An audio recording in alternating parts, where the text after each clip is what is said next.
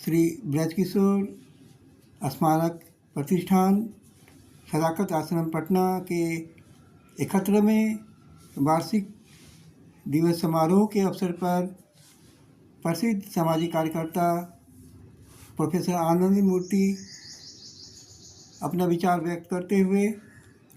नमस्कार, आप देख रहे हैं अमृत न्यूज पटना से। जायसवाल जी, हमारे सामने विदुषी डॉक्टर मीना सिंह जी बैठे हुए, प्रोफेसर प्रवीण सर हैं, डॉक्टर प्रकाश जी बिहार स्वतंत्रता सेनानियों के इतिहास मर्मज्ञ लेखक सिद्दयाल बाबू, और मैं बहुत का चेहरा जानता हूँ लेकिन नाम नहीं, क्योंकि थोड़ा अल्पज्ञ हूँ और जो भी जानता था प्रोफेसर मिश्र साहब की भाषण से थोड़ा बहुत इतिहास अगर जानता भी था तो भूल गया। आपने एक परमिशन लिया मुझसे कि क्या मैं बैठ कर बोल सकता हूँ।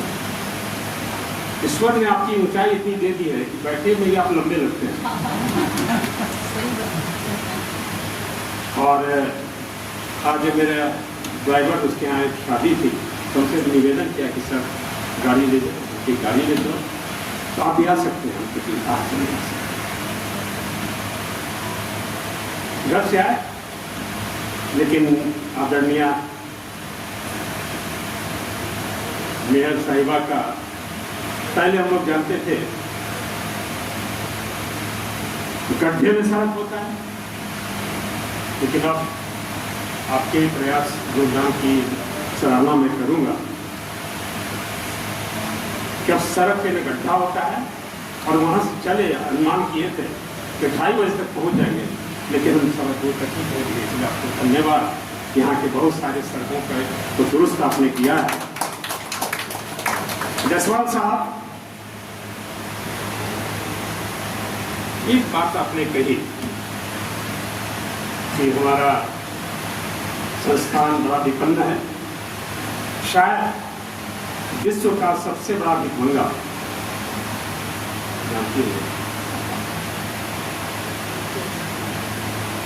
पंडित मदन मोहन मालवीय, इतना बड़ा भिखमंगा कोई नहीं था।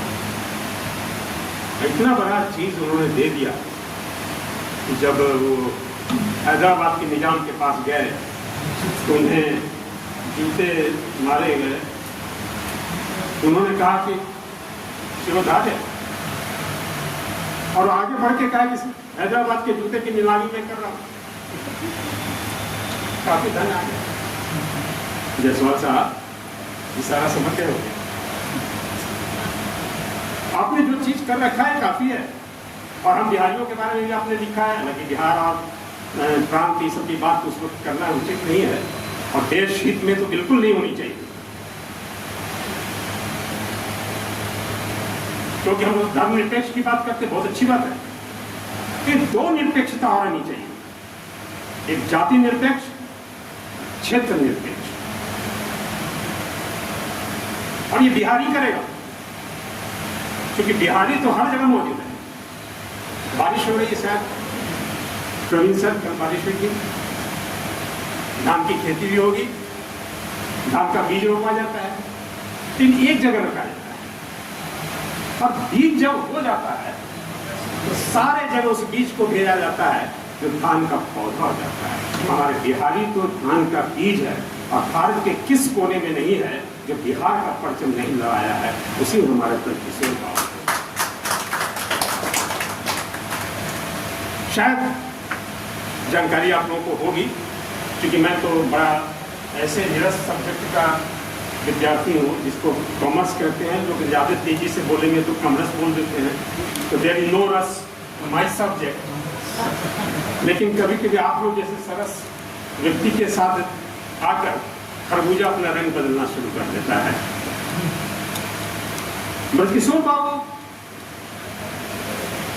ट्रेन में सफर कर रहे थे, और उनके पास उस वक्त का 2 नया पैसा था।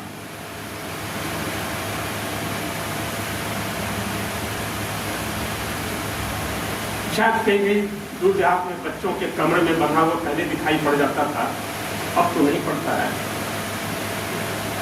वो पैसा भी एक पॉकेट मार ने मार जाना था ट्रेन से। ऐसे ही भारतीयों के बारे में बड़ा पूर्वाग्रह से ग्रसित हुआ करते थे उस वक्त के अफसर। इन्होंने कहा कि चलो एक मिशन में तो जा ही रहे हैं, ये पॉकेट मार कहाँ जा रहे हैं, हम इस पे चलें। और उस गैंग के साथ हुए और उसकी पॉकेट मारी की कला को बड़ा नजदीक से देखा और पता लगा लिया इसके गैंग कहाँ कहाँ है। गैंग का जो लीडर, जो पॉकेट मार, पता चल गया कि कौन था, क्योंकि वो बॉडी में था। ये तो अधिवक्ता थे, माइक्रो एनालिसिस करना जानते थे। बाद में धीरे धीरे उसके हर कार्य में सक्रियता दिखाने लगा, उसको कॉन्फिडेंस मिली और बोले कि ये क्या कर रहे हैं, ऐसा ऐसा नहीं करेंगे तो खाएंगे। उस गैंग में 21 व्यक्ति और 21 को ये भरण पोषण करने लगे और कहे कि मैं जहां चलता हूं तुम चलो, कहीं इसके पहले तुम लोग जहां जाते थे हम जाएंगे। और धीरे धीरे हर राष्ट्र की बात, स्वतंत्रता की बात जहां होती थी, अपने साथ उस गैंग को ले जाने लगे और सभी के बीच उसका परिचय देते थे। ये नवोदित देश के सेवक हैं। शायद आपको तो जानकारी होनी चाहिए, हमारा देश उस वक्त भी लाल पाल गवर्नर, लाल लाजपत राय, बाल गंगाधर तिलक और विपिन चंद्र, वो गैंग उनसे बहुत प्रभावित हो गया और सक्रिय रूप से वो स्वतंत्रता आंदोलन में रहा। और एक बार जो ये जलियांवाला बाग कांड हुआ, फिर ऐसे हुआ, तो क्रमशः हर जगह वो शामिल होता था, क्योंकि वक्ता नहीं था, पढ़ा लिखा नहीं था, लेकिन हर जगह शामिल होता था। उसी में बहुत सारे मारे गए और एक जो मारा गया उसकी माँ आकर कहती है कि कौन है जो मेरे बच्चे को सपूत बनाकर भारत माता की देवी करता है। उसमें से निकल गया किशोर के साथ। तो खुद पद चिन्ह बनाना और पदगंडी बन जाना बाद में बहुत बड़ी बात है। और क्या हमारी तो संस्कृति रही है, अपनी रोटी खाना, ये तुम्हारी प्रकृति है। आपकी रोटी छीनकर हमारा खाना, ये हमारी प्रकृति है। और अपनी रोटी में से कुछ कुछ लोगों को बांट कर देना, यही तुम्हारी संस्कृति है, यही तुम्हारी भारतीयता है।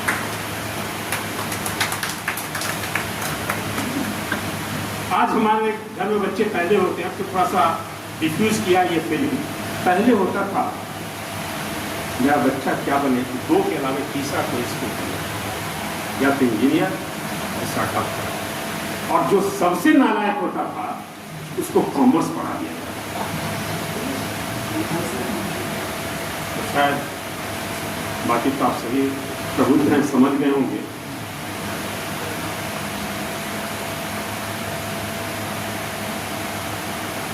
लेकिन एक बात जो मैं यहां कहना चाहता हूं, देश की आजादी तो दिलाई इन लोगों ने, शूरवीरों ने, लेकिन आगे वाली पीढ़ियों को हम लोगों ने किसी कार्य का न छोड़कर बहुत बड़ा पाप किया। विश्व शांति के लिए अमृत दी न्यूज को जरूर सब्सक्राइब करें। Thanks for watching. Ranjan Kumar, Amrit the news, Patna, Bihar. जय हिंद, जय भारत, वंदे मातरम।